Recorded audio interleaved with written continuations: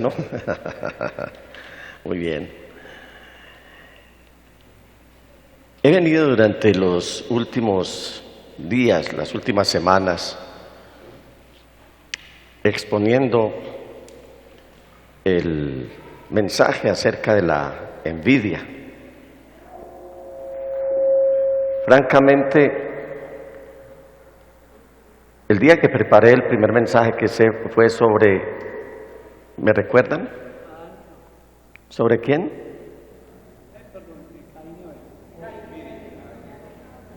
A ver, hagamos memoria, recapitulemos. ¿Recuerdan el primer mensaje que traje acerca de la envidia? Sobre Asaf. ¿Asaf qué quiere decir? ¿Qué significa? Voy a rogarle a producción si me le quita un poquitico de ganancia aquí a los monitores, que yo les agradezco. ¿Qué significa Asaf? Repasemos, recapitulemos. ¿Alguien lo recuerda? A ver pues, ¿cómo? No, efímero es Abel. Pero Asaf, ¿qué significa? El recolector, el que reúne para Dios, el que acopia para Dios. Él era ministro de alabanza del rey David, un hombre que pertenecía, por supuesto, a la tribu de Leví. Ese día miramos que la envidia puede llegar a alcanzar el objetivo de ir a envidiar a los soberbios y a los malvados y a toda la riqueza y a todo lo que ha llevado a la humanidad al traste, la ha llevado a alejarse todos los días más de Dios. Luego vimos la envidia en la parte 2.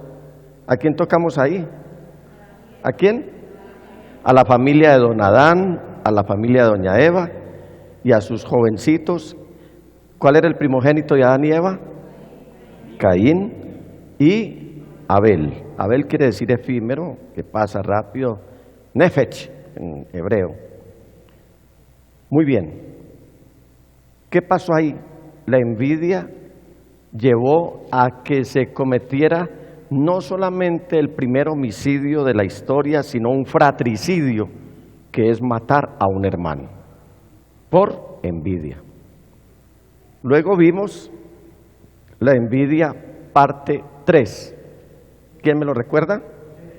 José, vendido por sus hermanos por envidia, y cómo estuvo a punto de llevarse al traste el propósito de Dios con respecto a la generación, al pueblo de Israel, porque concluyendo el libro de Génesis, dice José a sus hermanos: mire, no se inquieten, yo voy a cuidar de ustedes, de sus bienes, no tengan miedo, porque eso que ustedes hicieron como mal para mí, Dios lo hizo para bien, porque era necesario proteger a muchas personas, y él se está refiriendo al pueblo de Israel, que para ese momento eran 75 personas que por la hambruna que estaba reinando en Canaán tuvieron que venirse hacia el sur, hacia Egipto, para poder preservar la vida de esa nación. Hoy vamos a mirar la trampa de la envidia 4. Cuidado con caer en ella. Y le puse el subtítulo más bien, la resistencia y el desafío a la autoridad. Si nos remontamos a la historia, nos podemos dar cuenta que Dios escogió a un hombre que había sido criado en el palacio del faraón, que era de padres hebreos de la tribu de Leví. ¿Cómo se llamaban el papá y la mamá de Moisés? La mamá se llamaba Jocabed, y el papá de don Moisés, ¿cómo se llamaba? ¿Quién me recuerda? Amram. Amram y Jocabed eran los papás de Moisés. ¿Cuántos hermanos tenía Moisés? A mí me gusta mucho la palabra así, que nos quede. A veces la presión del tiempo es muy fuerte, y entonces nos toca casi que machacar el mensaje, pero la idea no es esa. ¿Cuántos hermanos tenía Moisés? ¿Cómo se llamaban los hermanos de Moisés? Aarón y Miriam. ¿Quién era el menor de ellos? Moisés. ¿Quién cuidó de Moisés cuando fue puesto en una canastilla de papiro para que nadara o se fuera por el Nilo? ¿Quién estuvo pendiente de él? Miriam, su hermana. Muy bien. Este Moisés finalmente se crió con las costumbres y con todo lo ostentoso que se veía en el palacio del faraón. Cada vez que mencionemos uno de los imperios de la tierra, o que ha gobernado la tierra, pensemos que era el poder casi que infalible que tenía el control de toda la humanidad. Cuando hablamos de los imperios no pensemos que eran gobiernitos de vereda, gobiernitos por ahí ignorados o gobiernitos con los que se podía jugar. Y por eso podíamos repasar cuántos imperios han gobernado la tierra hasta ahora. Empecemos por el imperio babilonio. Luego viene el imperio egipcio. Luego viene el imperio neobabilonio. Luego viene el imperio persa. Luego viene el imperio griego. Luego viene el imperio romano, que es en el que estamos ahora. O sea que este imperio empezó hace más de 2000 años. Realmente este imperio gobernaba desde el militarismo, pero finalmente claudicó en el curso de la historia. Si mal no estoy, fue por allá como en el siglo IV, y ya ahí es donde surge un poder ya no militarista, sino religioso, que vestido de sotana, entonces pasa por la edad, a partir de Constantino el Grande, pasa por la Edad Media. En la Edad Media se vivieron desastres para la humanidad, unos desastres que todavía sentimos, y una vez terminada la Edad Media, entonces empezó la Edad del Renacimiento, donde ya surgen muchos movimientos también, algunos de ellos que causaron mucho daño a la humanidad. Después del Renacimiento viene el modernismo, y del modernismo viene el posmodernismo, que es lo que estamos viendo ahora. Por eso es bueno que miremos la historia a ver qué podemos aprender de ella. Y en este caso hemos tocado o vamos a tocar un tema acerca de cómo el hombre de Dios, después de haber sido criado en el palacio del faraón, una vez ve por allá unos muchachos que están peleando y están discutiendo, y uno se le enfrenta y este hombre mató a uno de ellos, y después va a hablar a uno de su propio pueblo y uno le dice: ¿qué hubo? ¿Me vas a matar a mí como mataste al egipcio ayer? Y Moisés entonces huye a la tierra de Madián. Los madianitas son los descendientes de Abraham y Cetura, entiéndase, los gentiles. Otro día hablamos de esas ramas, de esos árboles genealógicos. El caso es que Moisés pasa a ser un príncipe en Egipto, a ser un pastor de ovejas ajenas allá en la tierra de Madián, donde finalmente Dios lo llama para que venga a libertar a su pueblo.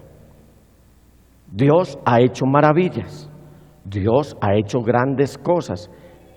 Dios le ha dicho al poder gobernante en ese momento de la tierra, del mundo conocido, de que antes que Él y después de Él no hay nadie más poderoso en la tierra, ni en el cielo, ni en ninguna parte. Pero ha designado hombres, como en el caso de Moisés, para que por medio de los prodigios, por medio de todas las obras, los milagros, ahora ese pueblo que había entrado, ¿cuántas personas habían entrado a Egipto cuando José?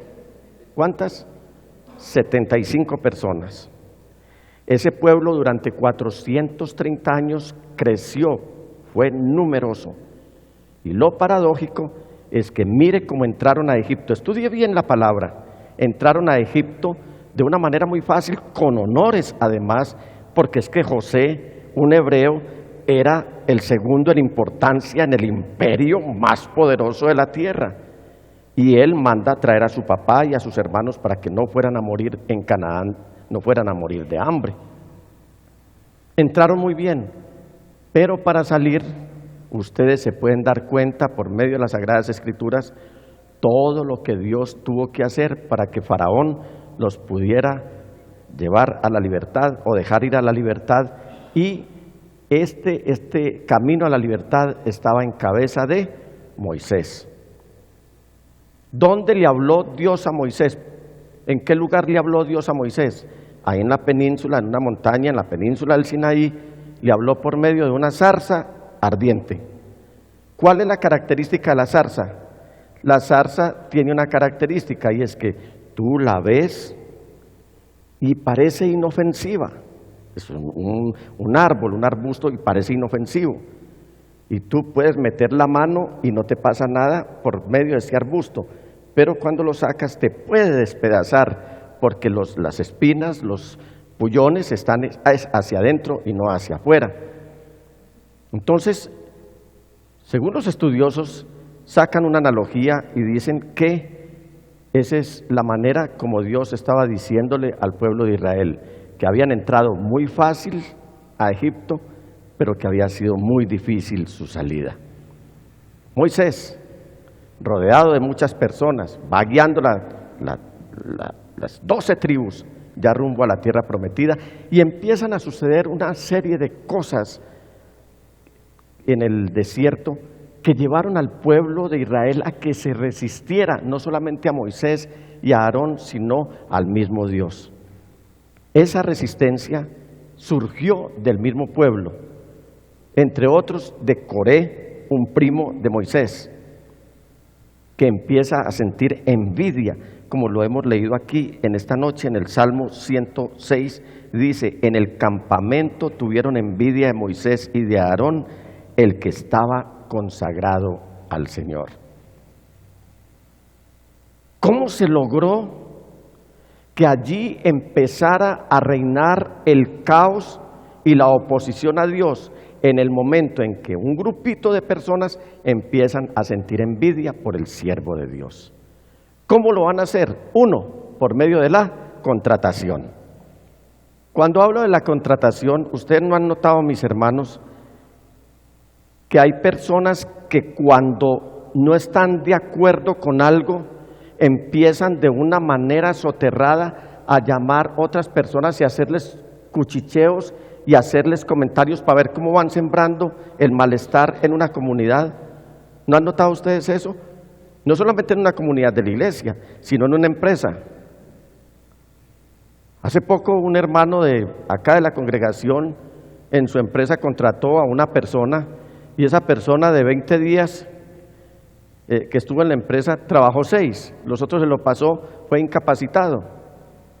Pero además de eso empezó a hacer contrataciones a sus compañeros de trabajo, a decirles: vea, aquí para el turno de noche deberíamos pedir una cama para que podamos dormir, y cosas así por el estilo.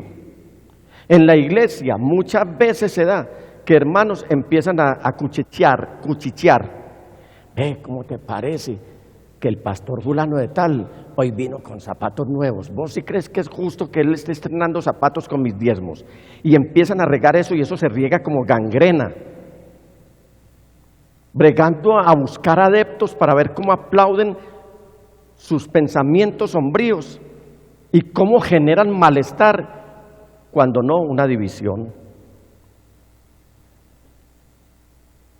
Y aquí, mire cómo empezó esto. Coré, que era hijo de Izar, nieto de Coat y bisnieto de Leví, y los rubenitas. Resaltemos aquí algo. O sea, los descendientes de Rubén no tenían que ver absolutamente nada en el servicio a Dios, pero Coré va a llamar los de la tribu, algunos de la tribu de Rubén, para generar este malestar, para empezar la revuelta. ¿Cómo vamos a hacer la marcha? ¿Cómo vamos a protestar? ¿Dónde vamos a pintar grafitis? ¿Dónde ponemos el caos? ¿Dónde quebramos vidrios? ¿Dónde hacemos daño? Porque a Moisés hay que sacarlo de aquí. Es que eso es viejo. Eso que estamos viviendo en el país, eso es viejo. Y dice: y los rubenitas Datán y Abirán, hijos de Eliab, y On, hijo de Pelet, se atrevieron a sublevarse contra Moisés con el apoyo de 250 israelitas. Todos ellos eran personas ¿cómo eran? De renombre. No buscaron al anónimo, buscaron gente importante, los cabezas de grupo. Eran personas de renombre, además de líderes que la comunidad misma había escogido. Es decir, pegarle al líder y le pegas a la comunidad. ¿Se reunieron para qué? Para hacer oposición, para oponerse a Moisés y a Aarón, y les dijeron: ustedes han ido ya demasiado lejos. Si toda la comunidad es santa, lo mismo que sus miembros, ¿por qué se creen ustedes los dueños de la comunidad del Señor? Eso era cierto. Eso era cierto, mis hermanos. Eso no era cierto. Moisés no se estaba adueñando de la comunidad, Aarón mucho menos. Cuando Moisés escuchó lo que le decían, se inclinó ante ellos y le respondió a Coré y a todo su grupo: mañana el Señor dirá quién es quién. Será Él quien declare quién es su escogido y hará que se le acerque. ¿A quién había contratado Coré? A algunos rubenitas. No solamente eran importantes en la comunidad, sino que eran cabeza de grupo. ¿Para qué? Para hacerle oposición a Moisés, el hombre que había escogido Dios. Contrataciones, venir, reunámonos, ¿cómo sacamos a este hombre de aquí? ¿Sabe de quién es la contratación? Cuando una persona se acerca a buscar adeptos que le favorezcan sus resentimientos y que le aplaudan todas sus protestas, es una persona que está actuando con la influencia de Satanás. Que Satanás es el pionero en hacer contrataciones. ¿Sabe dónde se hicieron las primeras contrataciones? En el cielo. Vamos un momentico a lo que nos dice Ezequiel en el capítulo 28 y versículos 5, 16 y 18. Hablando de Satanás, mire cómo dice, versículo 5: con la grandeza de tu sabiduría, en tus contrataciones has multiplicado tus riquezas, y a causa de tus riquezas se ha enaltecido tu corazón. Ya tenía quien lo apoyara, ya tenía muchos ángeles apoyándolo a él, para darle golpe a Dios. En el versículo 16 de este mismo capítulo de Ezequiel dice: a causa de la multitud de tus contrataciones fuiste lleno de iniquidad y pecaste, por lo que yo te eché del monte de Dios, dice el Señor, y te arrojé de entre las piedras del fuego, oh querubín protector. En el versículo 18 dice: con la multitud de tus maldades y con la iniquidad de tus contrataciones, profanaste tu santuario. Yo pues saqué fuego de en medio de ti, el cual te consumió, y te puse en ceniza sobre la tierra a los ojos de todos los que te miran. ¿Cómo terminó? Creyó que tenía mucha gente alrededor y terminó como cenizas. Esto todavía no se ha cumplido, esto está en profecía, este último versículo.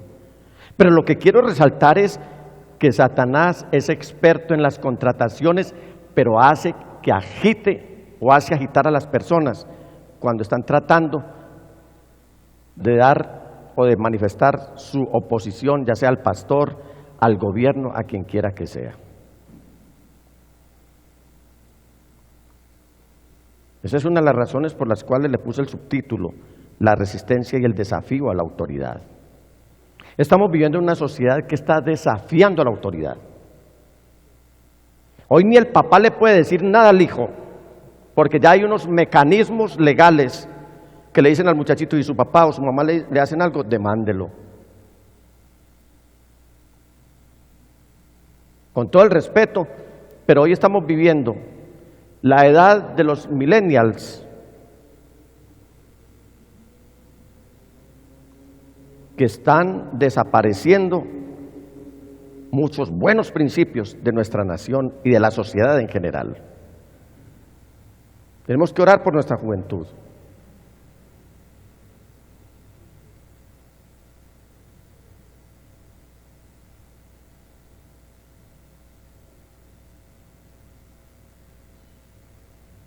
Cuando alguien se te acerque a ti a hablarte de una persona, llámese pastor, llámese gobernante, llámese el que sea, si tiene la oportunidad de llamar, porque es que no hay cosa más torturante que hablen a espaldas de uno.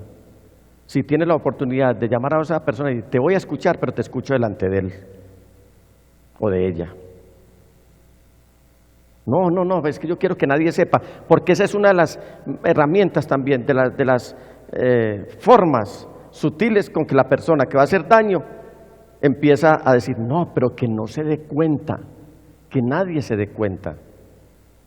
Y entonces, si no quiere que nadie se dé cuenta, ¿por qué viene a contárselo a este? Las contrataciones, el estar llamando personas para ver cómo apoyan todo lo que surge de nuestros pensamientos sombríos, porque estamos resentidos, porque no queremos que nadie progrese, porque muchas veces es mejor, la gente no ve sino lo que está pasando de lejos, pero cuando les toca enfrentar la situación, entonces no son capaces. Una hermanita tenía la costumbre de decirle al pastor, pastor, pero es que, mire, yo pienso que en la iglesia se debe actuar así, yo pienso que en la iglesia usted debe predicar aquí, yo pienso que la alabanza debe hacerse así. Entonces el pastor le dijo, entonces venga usted pastoree, venga pastoree usted, punto. Se acabó el carbón, ya. Cuidado, mire todo lo que despierta la envidia. 2, vamos a mirar la elección. Coré, Datán y Abirán querían elegir, era uno de ellos, para reemplazar a Moisés y a Aarón. Pero mire lo que pasa. Coré, esto es lo que tú y tu gente harán mañana, le dice Moisés. Tomarán incensarios. Los incensarios eran instrumentos, utensilios, yo creo que la mayoría aquí conocemos los incensarios, que solamente podían usar los levitas, los sacerdotes, los que estaban en el altar del Señor, no en este caso los rubenitas. Sin embargo, Moisés les está diciendo, ustedes creen que tienen la razón, listo, entonces tomen la investidura, vamos a ver qué pasa, vengan a ofrecer fuego ustedes también. Y si son ustedes, no pasa nada, pero si no son ustedes, como me decía papá cuando me iba a castigar, téngase fino. Así le decían a uno, téngase fino. Y dice, y les pondrán fuego e incienso en la presencia del Señor. El escogido del Señor, miren esto, será aquel a quien Él elija. Son ustedes hijos de Leví los que han ido demasiado lejos. Moisés le dijo a Coré, escúchenme ahora, y vuelve y le recalca la investidura y le recuerda de qué tribu vienen. Escúchenme ahora, levitas, ¿les parece poco que el Dios de Israel los haya separado del resto de la comunidad para que estén cerca de Él, ministren en el santuario del Señor y se distingan como servidores de la comunidad? Dios mismo los ha puesto a su lado, y a ti y a todos los levitas, y ahora quieren también el sacerdocio. Tú y tu gente se han reunido para oponerse al Señor, porque ¿quién es Aarón para que murmuren contra él? Entonces hagamos aquí una distinción. Se nos está hablando de levitas y se nos está hablando de sacerdocio. ¿Recuerdan el episodio cuando el buen samaritano, que dice que pasó un levita y siguió de largo, y pasó un sacerdote y siguió de largo? Son dos investiduras distintas. El sacerdote es el encargado de todo lo ritual en el templo.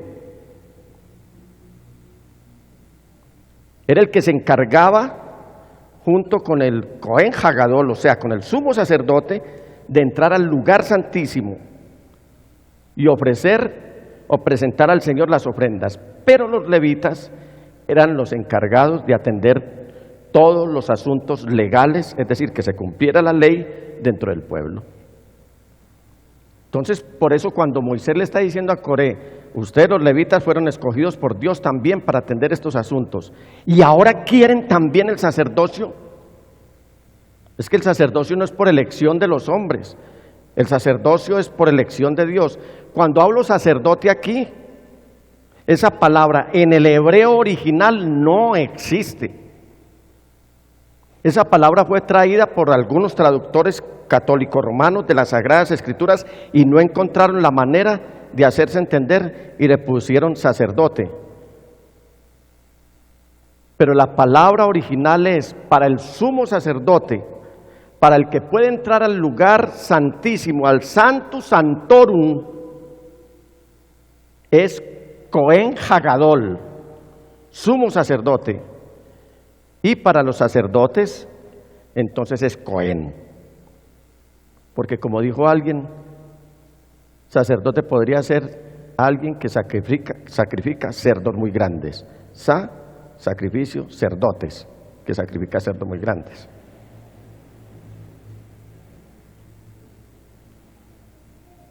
Ya ahora están menospreciando. ¿No les ha pasado a ustedes que una persona anhela y quiere tener algo y cuando lo alcanza, cuando lo tiene en su poder, ya lo menosprecia y quiere tener otras cosas? Eso le pasaba a Coré y a los rubenitas. Coré ya había sido escogido para atender todo lo que es los asuntos legales dentro del pueblo, pero ahora querían era entrar al lugar santísimo.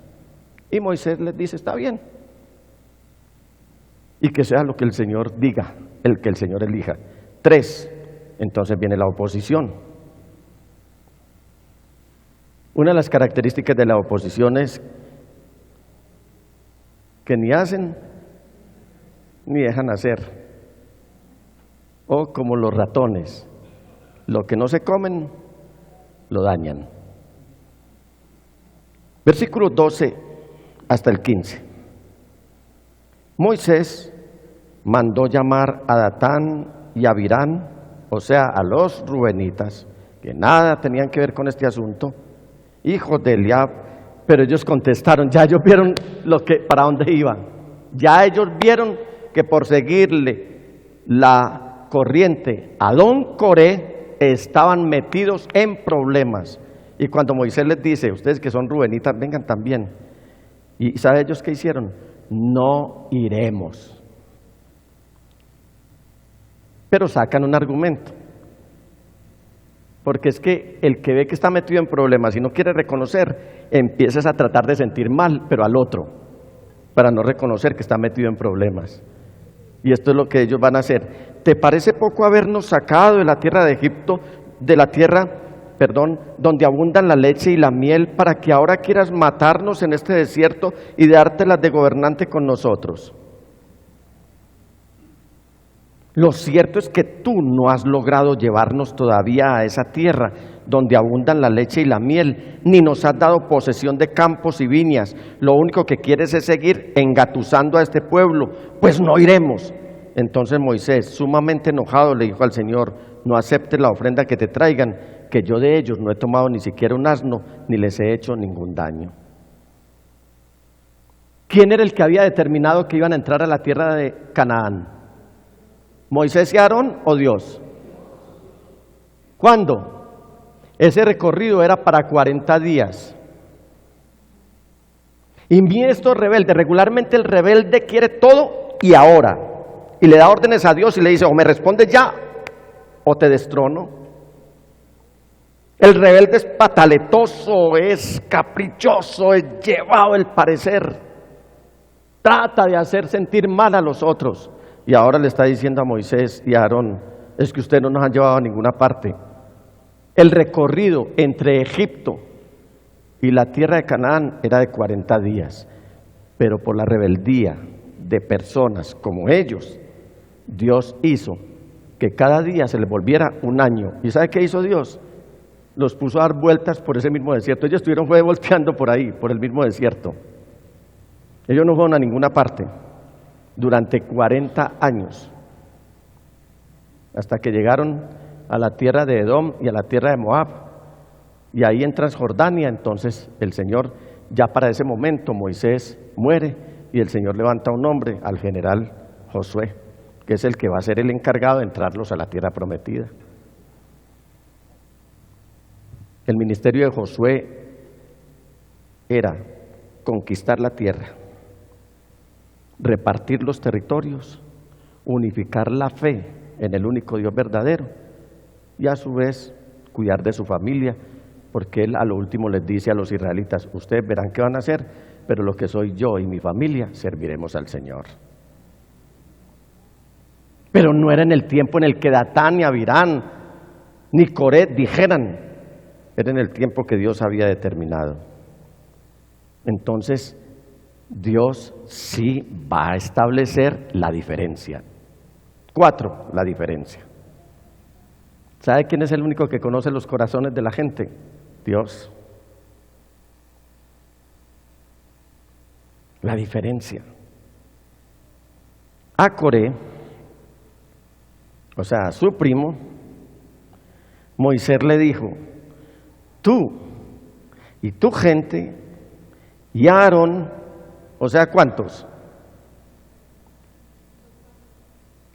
Coré, los rubenitas y Aarón, el que fungía como sumo sacerdote, se presentarán mañana ante el Señor. Cada uno de ustedes se acercará al Señor con su incensario lleno de incienso, es decir, se acercarán con 250 incensarios. ¿Cuántas personas había? 250. También tú y Aarón llevarán los suyos.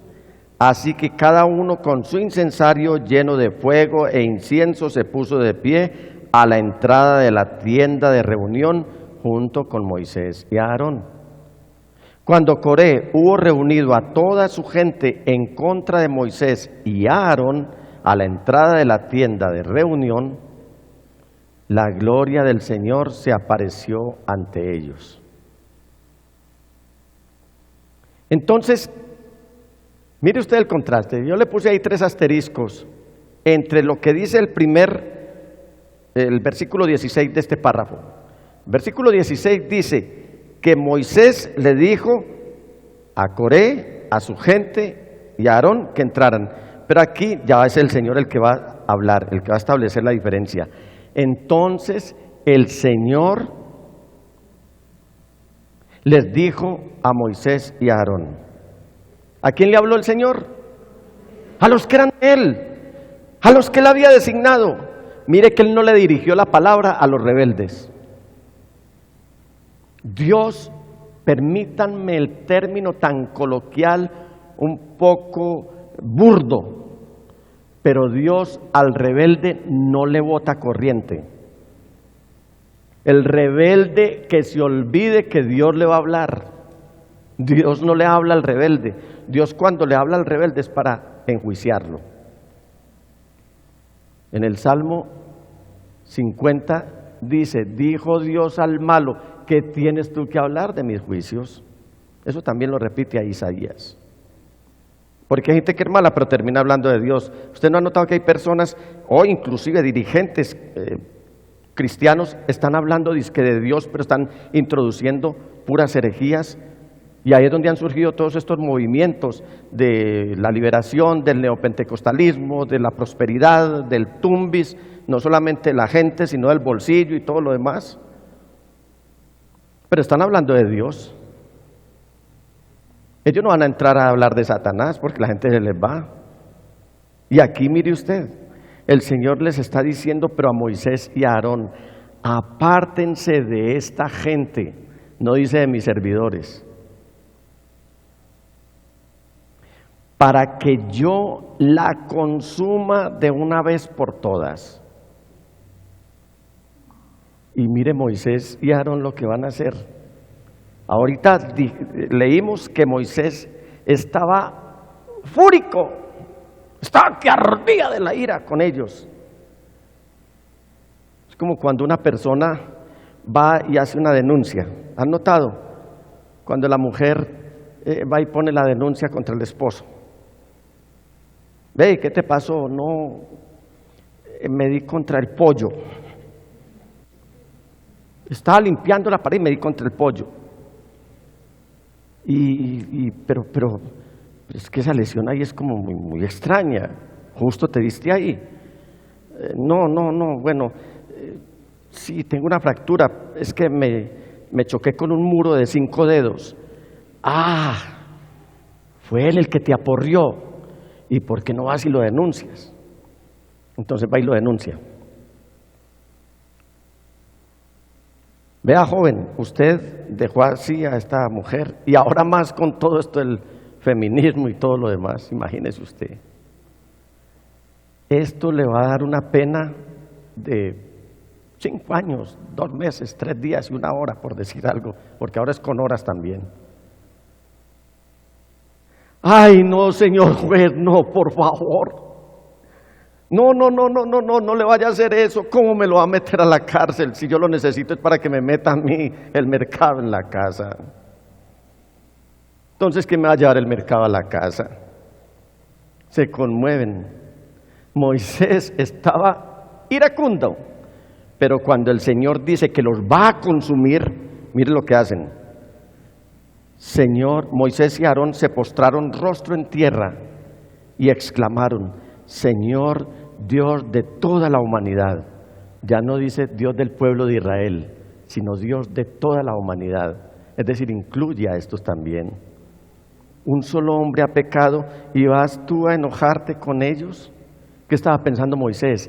Se nos va a morir esta gente, pero es que también se van a morir mis otros, los hijos de él que son mi familia, y yo he intercambiado, y comemos la natilla en diciembre, y bailamos a Rodolfo, no sé qué, todo esto lo pasamos muy bueno, y el Señor va a matar a toda esta parentela mía. ¿Qué? No, por favor, Señor, detén ese castigo.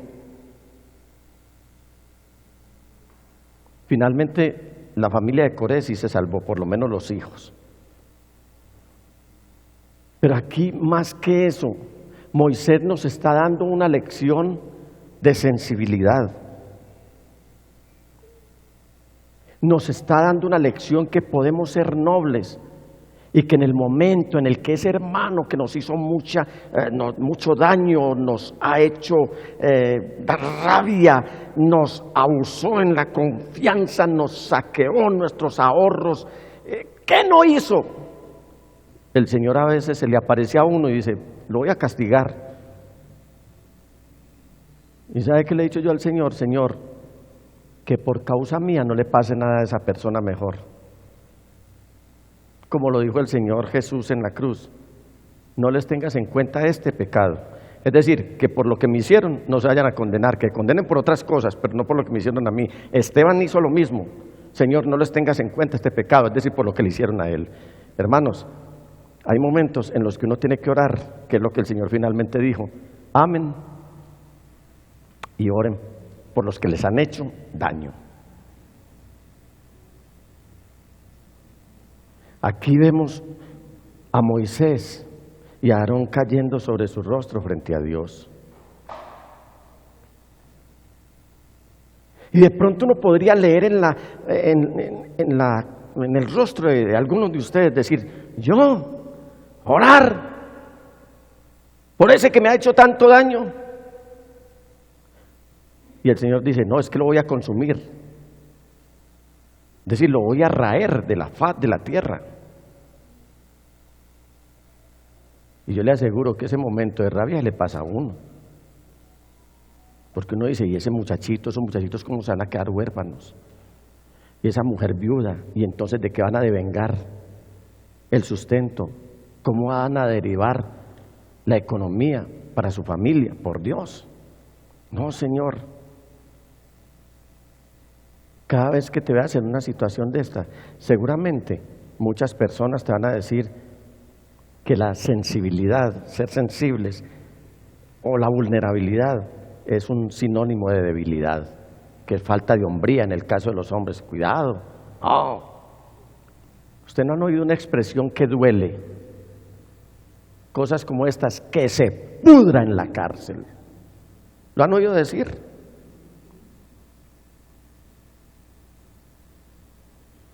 Ojalá le cayera un rayo y lo fulminara. O cosas como estas. Esto no tiene perdón de Dios.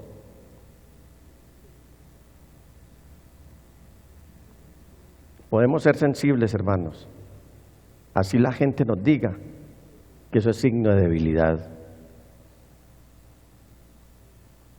Porque eso que le dicen a uno, usted llorando, usted arrodillado, pero si es que yo lo conocí a usted, un hombre fuerte, un hombre adusto, un hombre no llora por nada, vi que murió tu papá y no lloraste, vi que murió tu mamá y no lloraste, y ahora llego yo a la iglesia porque me dijeron que te habías vuelto cristiano y te veo arrodillado allá en una silla y hasta llorando. Esa es la opinión de muchas personas tipo A de nuestra sociedad, de esos que se creen estrato 17, que creen que todo lo tienen. Esa gente regularmente está recomendando que mantengamos una fachada de fuertes, de duros, una fachada de gente que no lo conmueve nada, que mantengamos una máscara de que denotemos que todo lo tenemos en nuestro poder y en nuestro control.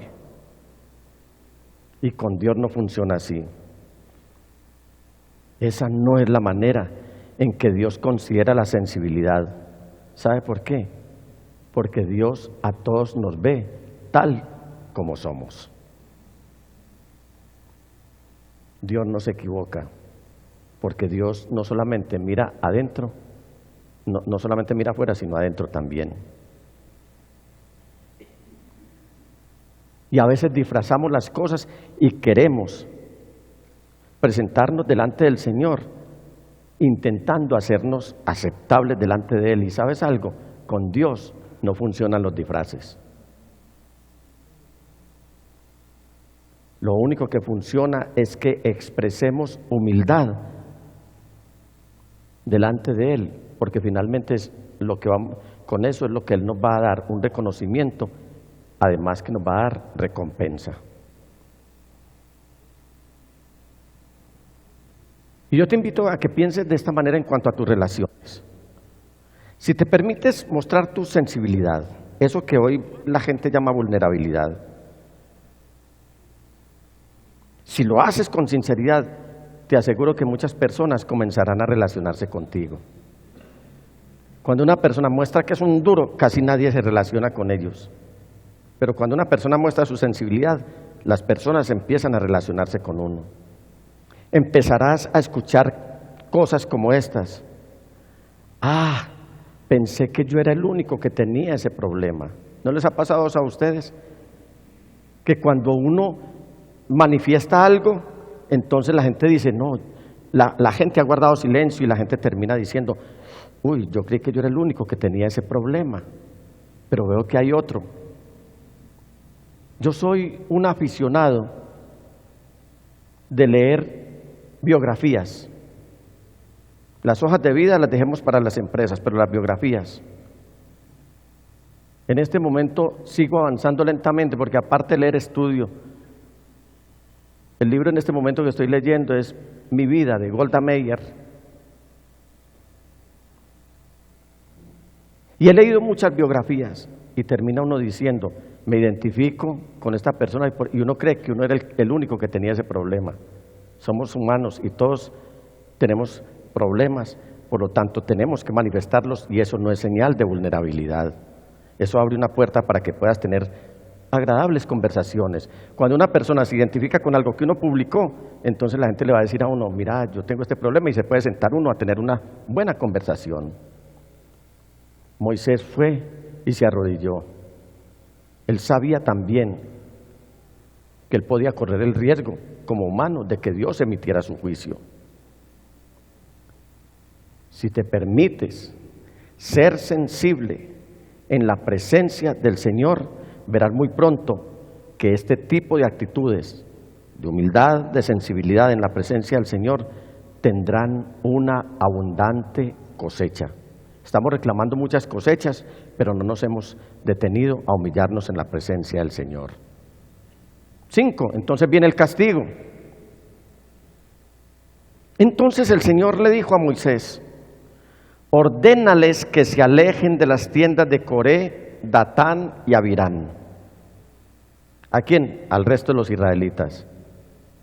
Moisés y los ancianos de Israel fueron a donde estaban Datán y Abirán. Entonces Moisés le advirtió a la gente: aléjense de las carpas o de las tiendas de estos impíos. No toquen ninguna de sus pertenencias para que ustedes no sean castigados por los pecados de ellos. El pueblo se alejó de las tiendas de Coré, Datán y Abirán. Los dos últimos habían salido a la entrada de sus tiendas y estaban allí de pie con sus esposas y todos sus hijos. Moisés siguió diciendo: ahora van a ver si el Señor me ha enviado a hacer todas estas cosas o si estoy actuando por mi cuenta. Y dice: si estos hombres mueren de muerte natural, como es el destino de todos los hombres, eso querrá decir que el Señor no me ha enviado. Pero si el Señor crea algo nuevo, escuchen bien, si el Señor crea algo nuevo y hace que la tierra se abra y se los trague con todas sus pertenencias de tal forma que desciendan vivos al sepulcro, entonces sabrán que estos hombres menospreciaron al Señor. Tan pronto, o sea, ipso facto, ya, como Moisés terminó de hablar, la tierra se abrió debajo de ellos. Se abrió y se los tragó a ellos y a sus familias junto con la gente, sus posesiones, sus ahorros, todo lo que tenían. Y ahí cayó el señor Coré, cabecilla de esta pandilla. Ese cartel se acabó en un minuto. El cartel de los que se oponían a la autoridad. ¿Se imaginan los titulares ese día de la prensa? Exterminado un cartel, desaparecieron, se abrió la tierra y los tragó. Y sigue diciendo: bajaron vivos al sepulcro junto con todo lo que tenían y la tierra se cerró sobre ellos. De este modo fueron eliminados de la comunidad. Al oírlos gritar, todos los israelitas huyeron de allí exclamando: corramos, no sea que la tierra nos trague también a nosotros. Y los 250 hombres que ofrecían incienso, me gusta esto, los que se metieron a fingir y a fungir como servidores de Dios, mire lo que pasó: fueron consumidos por el fuego. ¿Por cuál fuego? Si estaban ofreciendo fuego, por el fuego de Dios. Competencia. ¿Podemos tener competencias? Claro que sí. Pero ellos no estaban compitiendo, ellos se estaban oponiendo. Yo no estoy diciendo aquí que no podamos competir. Podemos tener competencias. Podemos decirle a la gente: sí, vamos entonces a librar una batalla, pero una batalla con altura. Yo recuerdo, y tal vez les hice mención de esto, en años pasados, un hermano que tenía una buena empresa, próspera empresa, venía palo arriba, como decimos por aquí. Pero le montaron competencia. Y después de una dominical me dijo: pastor, necesito hablar contigo, ¿me puedes escuchar? Y yo le dije: claro que sí, dime. Me dijo: pastor, es que, mira, me montaron competencia y yo creo que esto va a mellar la economía de mi empresa. Yo quiero es que nos juntemos ahora para que oremos para que a esta gente le vaya mal. Yo me estremecí, realmente me estremecí. Y le dije: mira, vamos a orar, es para que a ellos les vaya bien, pero que a ti te vaya mejor. ¿Sabe? Esa empresa cerró, la del hermano. Se quebró. ¿Sabe qué está haciendo el hermano? Está deambulando en las calles de Bogotá.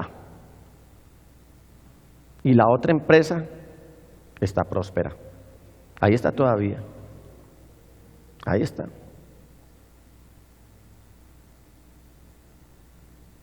Yo quiero compartirte estas conclusiones, mi hermano. La competencia saludable surge del deseo de probar y fortalecer las capacidades personales frente a un oponente digno. Es decir, vamos a competir, pero hagámoslo con altura, con estilo. Si tengo capacidades, yo debo confiar también en las capacidades que Dios me dio para sacar adelante algo. No hacerlo como lo hizo Coré. Ellos no eran competentes para hacer lo que Dios había puesto a hacer a Moisés y a Aarón. No eran competentes, pero querían no solamente eso, sino oponerse a la voluntad de Dios. Otra conclusión y otro consejo es: saca lo mejor de ti. El sacar lo mejor de ti te inspira a esforzarte al máximo. Seguramente uno de los resultados es un mutuo respeto entre tus competidores y tú. Este señor es un caballero, este es un señor. No quiere verme mal, sino que vamos a competir bien. Es una persona en quien se puede confiar y que hasta de pronto podemos hacer una alianza estratégica con él. Conocí a un señor de origen italiano, el señor Biancardi. Yo no sé si él vive todavía. Entonces él montó una repostería, abrió una repostería en Envigado. Pero él, en vez de ocuparse de su negocio, se la pasaba era pagándole a los muchachos que estaban por ahí ociosos en el parque. Les decía: vea, yo le voy a dar esta platica y vaya a la pastelería aquella y me compra un pan perro. A otro le decía: vaya a aquella repostería y me compra algún producto de ahí. Y él empezaba a mirar ese producto, a ver de qué calidad era, de qué tamaño era, para él poder hacer otra cosa distinta y ser un competente o un competidor desleal. ¿Sabe cuánto duró esa pastelería? Lo que duró un pan de queso en la puerta de una escuela. No duró nada.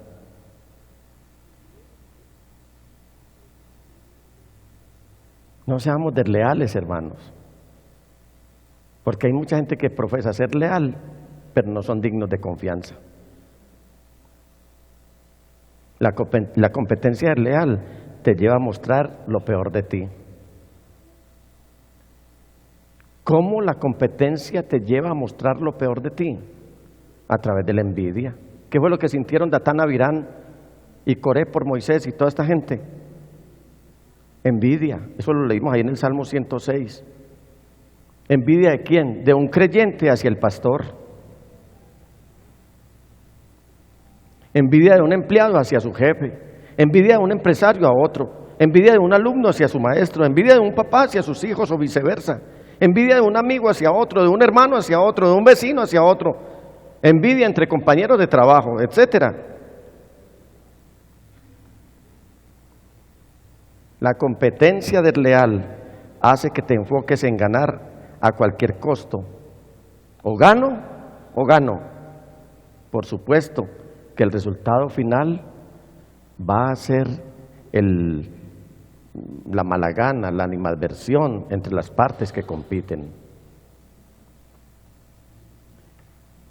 Don Coré, ese que se lo tragó la tierra, que bajó vivo al sepulcro, y todos los que lo apoyaban estaban actuando en contra de la voluntad de Dios. ¿Y sabe qué pasó? Todos pagaron el precio con sus propias vidas. Ellos intentaron arrebatarles por la fuerza el control de la situación a Moisés y a Aarón, incluso al mismo Dios, y de paso tomar el control del pueblo de Israel, es decir, el control de la comunidad.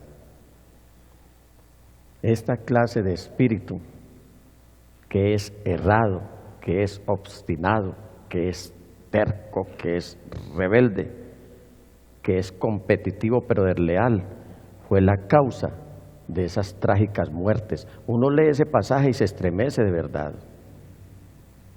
Repásenlo en la casa y verá, eso estremece. Entonces está en Números 16. El capítulo es más largo porque hay otras consecuencias y por asuntos de tiempo no puedo seguir. Pero vamos a contextualizar esta situación con nuestra realidad hoy. Cuando estás pensando en la competencia de tu espíritu de servicio Es que eso se ve mucho en las iglesias. ¿Y por qué tienen sirviendo a aquel y a mí no me tienen sirviendo? ¿Y por qué aquel fue elegido y a mí no me eligieron? ¿Y por qué este sí fue tenido en cuenta y a mí no? ¿Pueden tus competidores, pueden ver a aquellos con quienes estás compitiendo, muchas veces estás compitiendo solo, ver qué es lo que inspira tu espíritu de competencia? ¿Eres transparente en eso? ¿Realmente estás actuando con transparencia, con lealtad, con nobleza, con dignidad? Si eres transparente en todos tus actos, eso no hace que seas inferior y mucho menos vulnerable, porque cada uno tenemos o cada uno tiene mejor sus propias capacidades, su propio talento. Aquí yo puedo ver que cada uno tiene sus propias capacidades. Hay cosas que un hermano hace y que yo no sé hacer. Pero no por eso yo voy a envidiar a ese hermano. ¿Cuántos profesionales hay aquí? Muchos.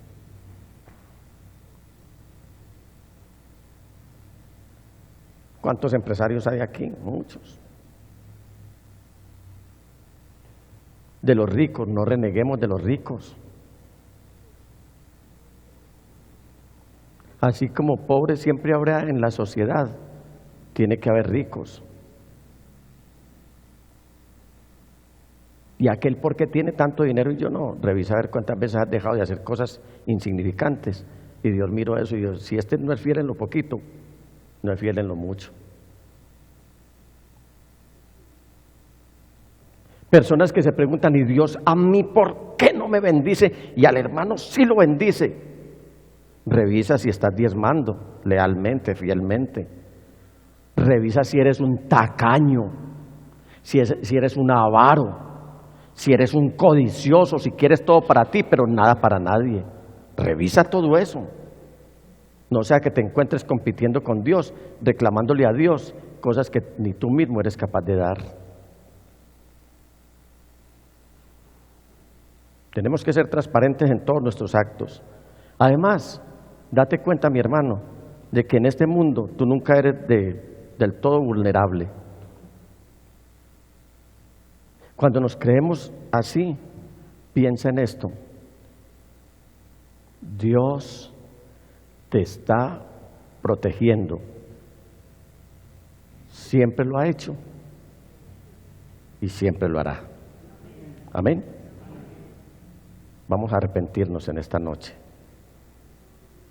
Si hemos tratado de competir, hemos tratado de sublevarnos, hemos tratado de oponernos al propósito de Dios, si estamos mirando por la ventanilla, que es más pequeña, y hemos dejado de mirar por el panorámico, que es mucho más amplio. ¿Cuántos están compitiendo aquí con Dios?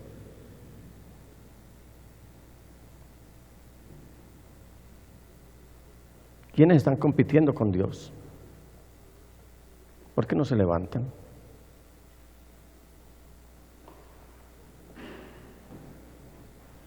La envidia lleva también a resistir y a oponerse a la autoridad.